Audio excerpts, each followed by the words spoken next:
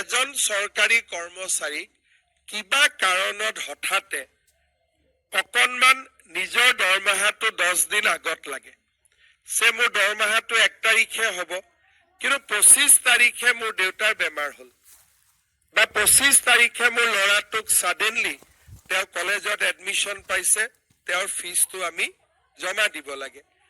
1 তাৰিখে দৰমহা পামেই কিন্তু মোক 7 দিন 10 দিন আগত দৰমহাটো লাগে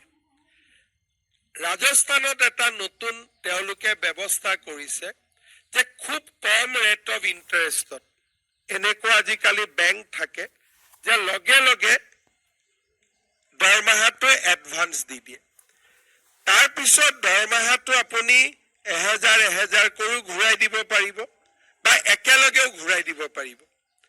20 তাৰিখে মই দৰমহাটো আগতে লৈ ললো 1 তাৰিখে দৰমহা পালো I can return the entire money. Then rate of interest will be count only on 15 days. কিন্তু মই ললো হয় কিন্তু একেলগে ঘূৰাই দিলে মই অহা মাহটো কেনেকৈ চলিম সো মই ষ্টেগাৰ কৰি ঘূৰাই দিম in a period of 1 year ইয়াতে বেংকে যি লোন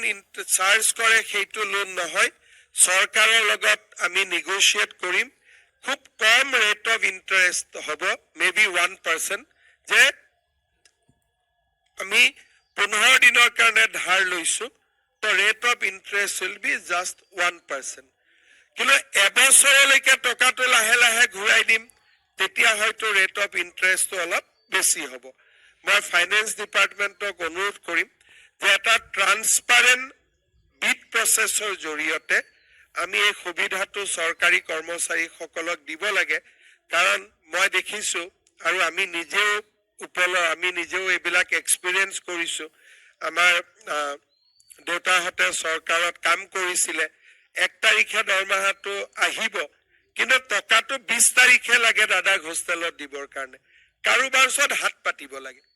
এই যে হাত পাতিলে মানুহৰ মাজত অব্লিগেশ্যনৰ সৃষ্টি হয় যে তোমাক মই বিপদৰ সময়ত টকাটো ধাৰ দিছিলো সো তুমি এই কামটো মোৰ কৰি দিয়া লিগেল হক ইলিগেল হক আৰু যেতিয়া মানুহৰ মনত অব্লিগেশ্যন থাকে তেতিয়া হলে মানুহৰ এটো সহজাত প্ৰবৃত্তি মানুহজনে যাতে যেতিয়া হি মানসিকভাৱে হেঁচা দিয়ে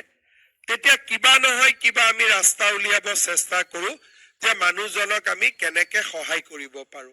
আৰু তেনেকুৱা সৰু সৰু অব্লিগেশ্যন আমি মানাৰ কাৰণে কেতিয়াবা চাকৰি জীৱনত আমাৰ বহুত অসুবিধাও আহি পৰে সেইকাৰণে মই স্যালাৰি এডভান্স ল'ব পৰা আৰু ইনষ্টলমেন্টত ৰিটাৰ্ণ দিব পৰা বা এতে গো ৰিটাৰ্ণ দিব পৰা এই স্কিমটো ইমপ্লিমেন্ট কৰাৰ কাৰণে অনুৰোধ কৰিম আৰু মোক যেটো ডেভছত প্ৰেজেন্টেশন দিছিলে Rajasthan is already implemented the process আৰু লাষ্ট ইয়াৰ তেওঁলোকে 300 কোটি টকা এনেকে চৰকাৰী কৰ্মচাৰী এডভান্স ড্ৰ কৰিছে ঘূৰাই দিছে the transaction was up to 300 crore আমাৰ কৰ্মচাৰী কম আছে আমাৰ ইমান নহব but at least বিপদৰ সময়ত this will be an instrument যত নেকি চৰকাৰী কৰ্মচাৰীয়ে ইয়াক ব্যৱহাৰ কৰিব নমস্কাৰ আপোনালোকে মুখ্যমন্ত্ৰী মহোদয় বক্তব্য শুনিলে এতিয়া আহিছো আমি দ্বিতীয়টো খবৰলৈ ভেঞ্চাৰ স্কুলৰ বাবে আহিছে ভাল খবৰ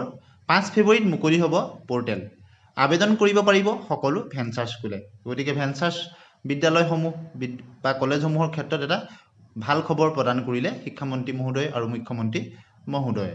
5 ফেব্ৰুৱাৰীৰ পৰা মুকলি হ'ব ভেঞ্চাৰ স্কুলৰ পোৰ্টেল ভেঞ্চাৰ স্কুলৰ বাবে আহিছে ভাল খবৰ 5 ফেব্ৰুৱাৰীত মুকলি হ'ব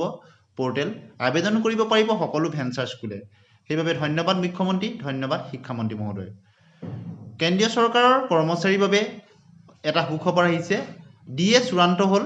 আৰু 1 জানুৱাৰীৰ পৰা এই ডিএ কাৰ্যকৰী হ'ব আৰু মাৰ্চ মাহত ঘোষণা কৰা হ'ব আৰু এই নতুন নিৰিখ অনুসৰি 60% ডিএ নিশ্চিত হৈছে অৰ্থাৎ পৰৱৰ্তী ডিএ 60% লৈ বৃদ্ধি হৈছে 58%ৰ পৰা অন্য এটা খবৰলৈ আহিছো যে 2026 চনৰ পুনৰ কেন্দ্ৰীয় বাজেটত কৰা বঞ্চনাৰ বিৰুদ্ধে আৰু প্ৰতিবাদ সাব্যস্ত কৰিছে